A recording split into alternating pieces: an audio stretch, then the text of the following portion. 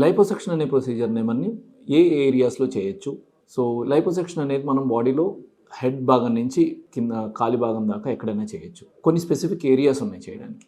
Most కామన్గా మనం ఎక్కడ చేస్తామంటే డబుల్ చిన్ ఉన్న వాళ్ళకి చిన్ లైపోసెక్షన్ చేయొచ్చు. అలాగే గైనకోమేజియా అంటే మేల్ బ్రెస్ట్ అని ఉంటుంది. సో మేల్ బ్రెస్ట్లో ప్రిడామినెంట్లీ ఫ్యాట్ కలెక్షన్స్ ఎక్కువ ఉంటాయి. సో గ్లాండ్ కంటే ఫ్యాట్ ఎక్కువ ఉంటుంది. సో వాళ్ళలో కూడా మనం లైపోసెక్షన్ చేస్తాం.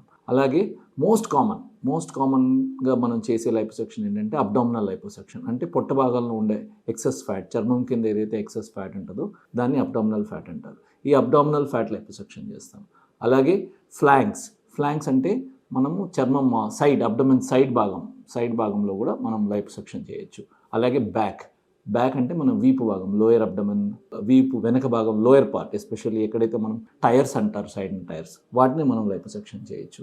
అలాగే మనము థైస్లో కూడా లైపోసెక్షన్ చేయొచ్చు. థైస్లో కూడా ముందు భాగం ఉంటుంది, అంటే front thighs or anterior thighs అంటారు. అలాగే ఇన్నర్ థైస్లో కూడా చేయొచ్చు.